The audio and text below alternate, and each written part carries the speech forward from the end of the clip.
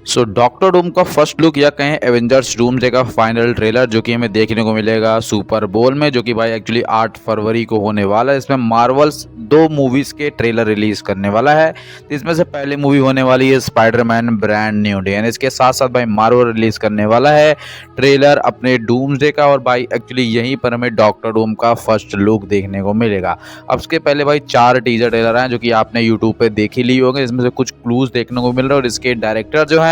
कि इनको ट्रेलर बोल भी नहीं रहे, वो डायरेक्टली बोल रहे कि भाई ये क्लूज जो कि आपको सीधा ले जाके डूम्सडे में लैंड करने वाले हैं। एंड मार्वल ने लिस्ट भी जारी कर दी कि भाई आपको डूम्सडे देखने से पहले किन मूवीज़ को देखने को, जो कि लिस्ट में 6 मूवीज़ आती है जिनकी आगे हम बात करने वाले हैं। पर ओवरऑल अगर आप एक नज़रिए से देखने जाओ तो सारे करेक्टर डेथ की बात कर रहे हैं, मौत की बात कर रहे हैं। आई मीन कि किसी पर्टिकुलर करेक्टर की मरने की बात नहीं हो रही यहाँ पर। अगर आप देखने जाओ एक ग्राफ से तो पूरे के पूरे यूनिवर्स खतरे में है, पूरे के पूरे यूनिवर्स की खत्म होने की बात हो रही है, जो कि वो डायरेक्टली इसलिए नहीं बोल रहे हैं कि भाई एक्चुअली ये भी सब क्लूज थे जो कि फुल फ्लेज्ड ट्रेलर में क्लियर कर ही दिया जाएगा। और मैं आपको कहूँ कि डॉक्टर डूम इस मूवी का विलन होगा ही नहीं, मतलब डूम्सडे के अंदर डॉक्टर डूम जो है वो पूरी तरह से विलन नहीं होगा। वो कैरेक्टर के नजरिए से हमें दिखाया जाएगा जो कि उसका एम्बिशन होगा कि बैटल वर्ल्ड को बनाना, पर एक्चुअली वो इस इनकर्जन की प्रॉब्लम को सॉल्व करने के लिए आएगा। और ओवरऑल जो वकांडा वाला टीजर ट्रेलर आया हुआ था उसको देख करके मुझे पूरा यकीन हो गया कि भाई एक्चुअली डॉक्टर डूम जो है वो हमारे थिंग भाई के साथ इनके यूनिवर्स में आया हुआ है, जो कि इस इनकर्जन की प्रॉब्लम को सॉल्व करने के लिए वकांडन से मिला हुआ है।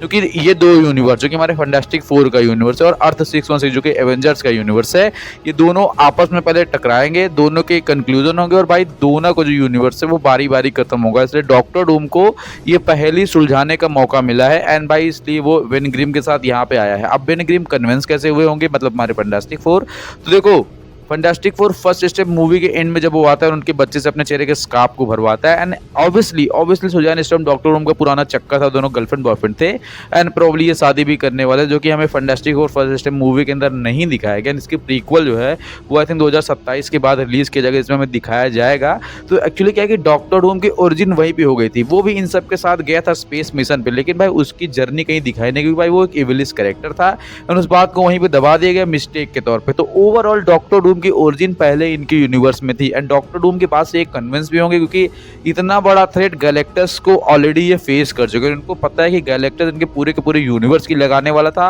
वो तो ओवरऑल भाई लास्ट में हमारे सिल्वर सर्फर लेडीज भाई सामने साला बाल ने इन सबको बचा ही लिया, ऐसा आप कह सकते हो। तो ओवरऑल डॉक्टर डूम जो है इनको आराम से कन्विंस कर लेगा और उसकी बात में सच्चाई भी होने वाली कि भाई देखो ये कोई पर्टिकुलर रीजन नहीं है यूनिवर्स की खत्म होने का, क्योंकि भाई जब इनकर्जन आएगा तो 2 यूनिवर्स ऑब्वियसली खत्म होने वाले और उसमें से एक भाई इनका यूनिवर्स था गैलेक्टस, इसलिए इनके यूनिवर्स को खाया नहीं आया था कि भाई यहाँ पे भाई कुछ कॉस्मिक एंटिटीज एग्जिस्ट करती थी जो कि इनके बच्चे के पीछे पड़ गए थे, क्योंकि भाई वो एक अल्टीमेट कॉस्मिक बीइंग है, वो एक ओमेगा लेवल का म्यूटेंट है। पर ओवरऑल अब मैटर यहीं पे फंसता है कि भाई एक्चुअली डॉक्टर डूम अर्थ 616 पर आएगा और उसको पता चलेगा कि भाई उसके जैसा एक सुपर हीरो यहाँ पे एग्जिस्ट करता था iron man, and you know कि आयरन मैन किस तरह का हीरो है। तो भाई अर्थ 616 के एवेंजर्स सुपर हीरोज को ये एक्सेप्ट करने में ज्यादा टाइम नहीं लगेगा। भाई ये जो हमारा आया हुआ है डॉक्टर डूम भैया, ये जो है सबके मैटर को सॉल्व करने के लिए हुआ है, मतलब ये एक जीनियस लेवल का आदमी है। ओवरली भाई रेप्लिका तो देखने को मिलेगा उसमें आयरन मैन का, एंड हो भी सकता है कि वो आयरन मैन का पैरेलल हो। आई मीन कि भाई किसी अदर यूनिवर्स में वो आयरन मैन डॉक्टर डूम बन ही ना पाया, जिसमें मैंने डिटेल वीडियो बना रखी है,